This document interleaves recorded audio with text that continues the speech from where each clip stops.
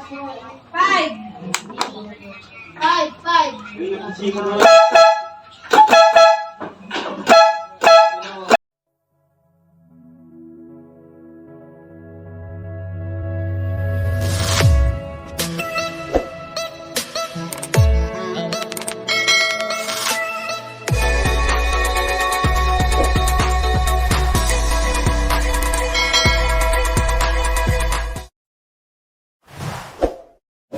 Okay, let's go. What's up mga boss, this is Marv Snow again. For today's video boss, tuturuan ko kayo kung paano mag-install ng air horn sa mga motor natin. Gagawin din natin siyang dual contact or dual horn. Yung pwede mong ilipat sa stock saka sa loud horn. Ito mga boss, ayan. Lalagyan natin siya ng two-way switch. Ito yung diagram natin mga boss. Lalagyan natin to ng connection mamaya. Ayan mga boss. Para kung gusto mong gamitin yung stock, ililipat mo lang siya gamit yung switch. Tapos kung gusto mo ng loud mga boss, ito naman. Lilipat mo lang din siya dito. Para ito naman yung tutunog mga boss. Ito nga pala yung mga kailangan natin sa pag-install ng air horn mga boss. Saka with stock horn. Ito. Mga terminal para sa horn. Syempre yung relay natin, 4-pin relay. O pwede din naman mga boss yung 5-pin. Huwag nyo lang gagamitin yung gitna. Saka ito, two-way switch. Ayan mga boss, nilagyan ko na siya ng mga wire. Puputulan na lang natin ito mamaya kung masyadong mahaba. Ayan mga boss, bago natin i-actual yung pag-install sa motor natin, papaliwanag ko muna sa inyo mga boss yung diagram. Lalagyan natin siya ng connection. Ito mga boss, yung first step pala natin.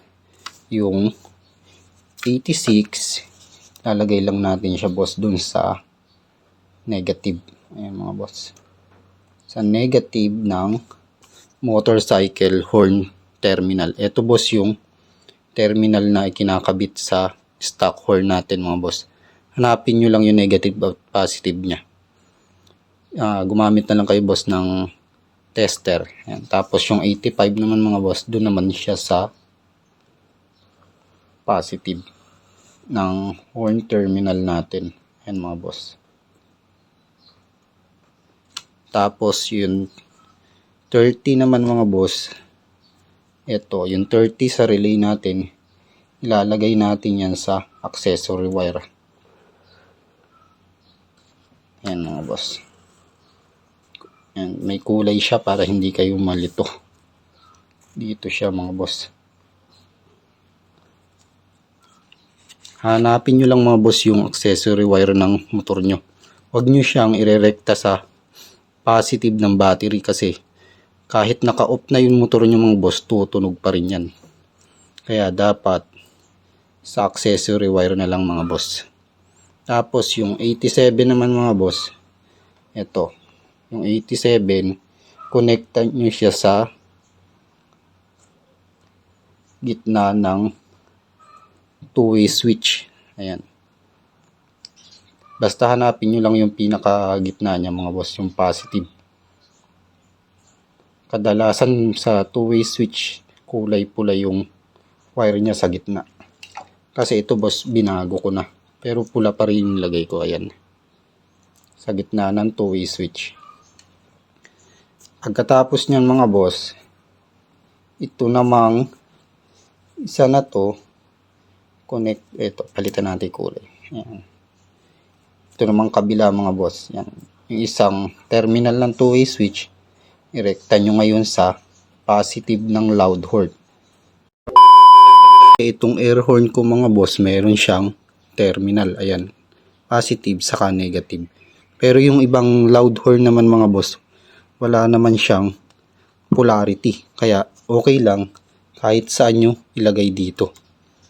Tapos pagkatapos nyo mga boss, yung isa naman, ito, lagay nyo lang dito sa isang terminal ng stock horn nyo mga boss. Kahit magkapalit yan mga boss, okay lang kasi wala naman siyang polarity. Hindi katulad nung air horn ko. Pagkatapos niya mga boss, eto na. yung yung dalawang negative. Ayan, yung dalawang natira sa mga horn natin mga boss. Sa stock, saka sa loud horn. Pagsamahin nyo na lang yan mga boss. Connectan nyo sa body ground. O kaya sa negative ng battery. Yan mga boss. Papunta siya dito.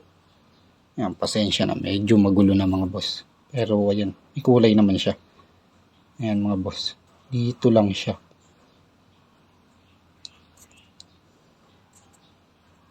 Ayan. Accessory wire or sorry. Negative or ground wire mga boss. Ayan. Connectan nyo lang dyan yan. Ayan mga boss, yung diagram natin.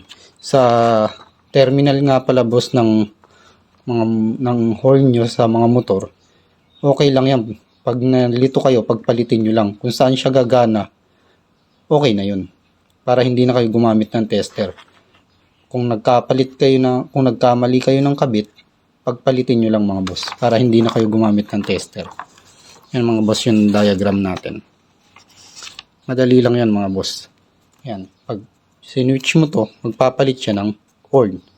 Pag iginit na mo, patay siya parehas. Kaya dapat, kung nagta-travel kayo, yung isa, naka-on na mga boss. Para hindi na kayo mag-on-off pa. Tapos, ito mga boss, ayan. Ito yung pinaka-compressor ng air horn natin. Tapos, dito siya lalabas. Tutunog. Ayan mga boss. Kaya, mas panoorin nyo na lang yung actual natin. Ito nga pala siya boss. Ayan. Kaya, ano pang hinihintay nyo boss? Gawin na natin yung actual. Let's go! 1 hour later. Ayun mga boss, bago tayo mag-start, ima-mounting ko muna tong mga parts ng air horn natin sa motor natin bago tayo mag-wirings. Yan, dyan ko siya ilalagay. Kaya panoorin nyo muna boss yung mounting natin. Yan. Ayan, may abala pang pusa sa pinagagawa natin mga boss. Tulog na tulog. Nakaduyan pa. Kaya start na natin pag-mounting mga boss. Ito nga palang motor natin mga boss. Ito, TBS DAS. Ayan, yung mounting motor natin. Ayan.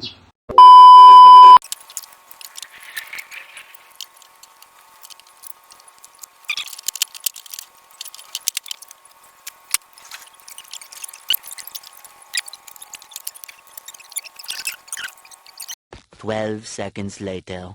At ayan na nga mga boss, na i-mount na natin yung air horn natin. Ayan mga boss, ganyan lang yung ginawa ko. Ayan mga boss, tingnan nyo. Ayan, maigsing hose lang. Ayan, maayos na siyang tingnan. Tapos yung switch natin mga boss, dito naman natin ilalagay.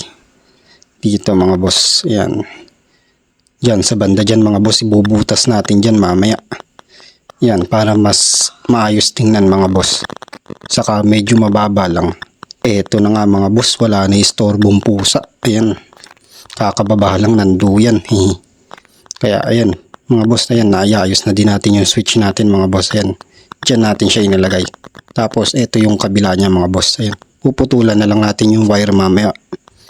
Tapos nilagyan ko na din ng wire yung air horn natin.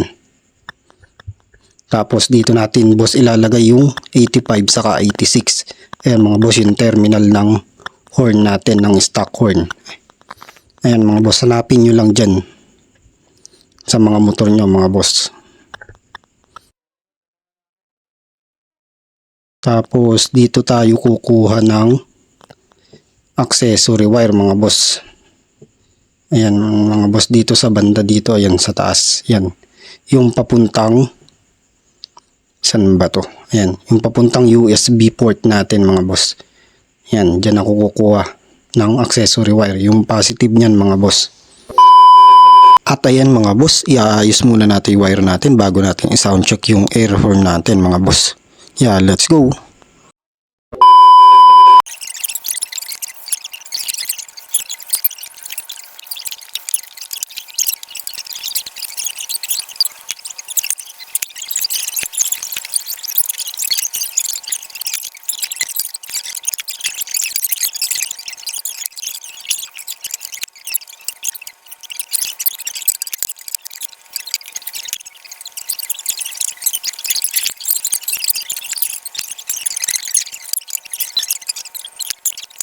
A few moments later.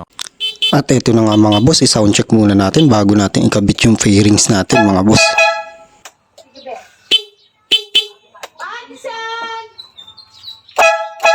More moments later.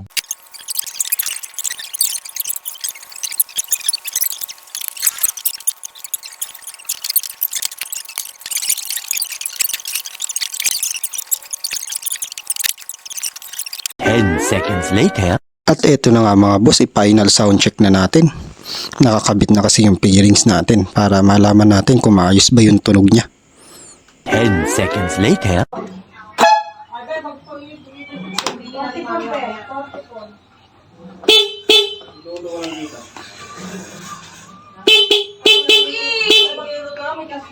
Five.